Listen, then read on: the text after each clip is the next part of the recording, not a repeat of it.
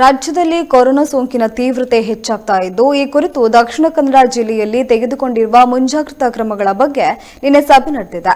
ಜಿಲ್ಲೆಯ ಉನ್ನತ ಮಟ್ಟದ ಅಧಿಕಾರಿಗಳೊಂದಿಗೆ ಸಚಿವ ಕೋಟಾ ಶ್ರೀನಿವಾಸ ಪೂಜಾರಿ ಅವರು ವಿಡಿಯೋ ಕಾನ್ಫರೆನ್ಸ್ ಮೂಲಕ ಸಭೆ ನಡೆಸಿ ಜಿಲ್ಲೆಯಲ್ಲಿ ಕೋವಿಡ್-19 ಪರೀಕ್ಷೆ ಪ್ರಗತಿ, ಚಿಕಿತ್ಸೆ ವ್ಯವಸ್ಥೆ, ಲಸಿಕೆ ವಿತರಣೆ ಪ್ರಗತಿ ಹಾಗೂ ಕೋವಿಡ್-19 ಸಂಬಂಧ ತೆಗೆದುಕೊಂಡ ಮುಂಜಾಗ್ರತಾ ಕ್ರಮಗಳ ಕುರಿತು ಮಾಹಿತಿಯನ್ನ ಪಡೆದುಕೊಂಡಿದ್ದಾರೆ.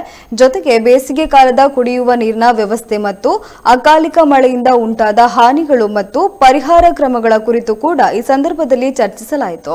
ಈ ಸಭೆಯಲ್ಲಿ ಜಿಲ್ಲಾಧಿಕಾರಿ, ಜಿಲ್ಲಾ ಪೊಲೀಸ್ ಆಯುಕ್ತರು, ಜಿಲ್ಲಾ ಪೊಲೀಸ್ ಅಧೀಕ್ಷಕರು, ಜಿಲ್ಲಾ ಪಂಚಾಯತ್ ಮುಖ್ಯ ಕಾರ್ಯನಿರ್ವಹಣಾಧಿಕಾರಿ, ಮಂಗಳೂರು ಮಹಾನಗರ ಪಾಲಿಕೆಯ ಆಯುಕ್ತರು, ಜಿಲ್ಲಾ ಆರೋಗ್ಯಾಧಿಕಾರಿ, ಜಿಲ್ಲಾ ಶಸ್ತ್ರಚಿಕಿತ್ಸಕರು ಮುಂತಾದ ಜಿಲ್ಲಾ ಮಟ್ಟದ ಅಧಿಕಾರಿಗಳು ಹಾಗೂ ತಾಲೂಕು ಮಟ್ಟದ ಅಧಿಕಾರಿಗಳು ಭಾಗವಹಿಸಿದ್ರು.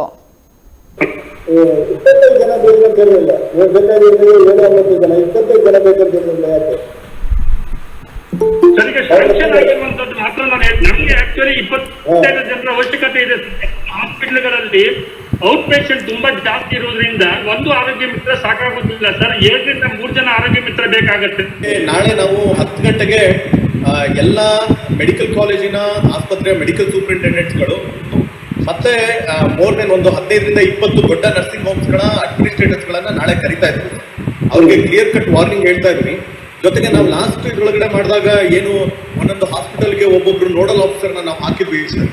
ಅದೇ ರೀತಿ ಕೂಡ ಅವ್ರನ್ನ ನಾಳೆ ಕರೆಸಿ ನಾವು ಮತ್ತೊಮ್ಮೆ ಅದನ್ನ ರಿಯಾಕ್ಟಿವೇಟ್ ಮಾಡ್ತಾ ಇದೀವಿ ಸರ್. ಆ ಟೀಮ್ ಒಂದು ಈ ನೋಡಲ್ ಆಫೀಸರ್ಸ್ಗಳನ್ನ ಹಾಕಿರುವಂತವ್ರದ್ದು ಅವರ ರೆಸ್ಪಾನ್ಸಿಬಿಲಿಟಿ ಅಂದ್ರೆ ಆ ಹಾಸ್ಪಿಟಲ್ಸ್ಗಳಲ್ಲಿ ಎಷ್ಟು ಬೆಡ್ಸ್ಗಳಿದೆ ಅನ್ನೋದು ನಮಗೆ ಮಾಹಿತಿ ಕೊಡೋದು, ಮತ್ತೆ ಅಲ್ಲಿ ಹೋದಾಗ ಯಾರಿಗಾದ್ರೂ ಜನಗಳಿಗೆ ಅವರ ನಂಬರ್ನ ನಾವು ಪಬ್ಲಿಸೈಸ್ ಮಾಡ್ತೀವಿ.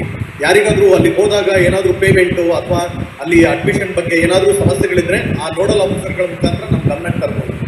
ಜೊತೆಗೆ ಅವ್ರದ್ದು ಕೆಲಸ ಅಂದ್ರೆ ಸರ್, ಯಾರು ಫೀವರ್, ಜ್ವರ ಮತ್ತೆ ಸಿಂಪ್ಟಮ್ಸ್ ಇಟ್ಕೊಂಡು ಹಾಸ್ಪಿಟಲ್ಗೆ ಹೋಗಿರ್ತಾರೆ ಅವ್ರನ್ನ ಟೆಸ್ಟ್ ಮಾಡಿಸೋದು ಕೂಡ ರೆಸ್ಪಾನ್ಸಿಬಿಲಿಟಿ ಅವರಿಗೆ ಹಾಕಿ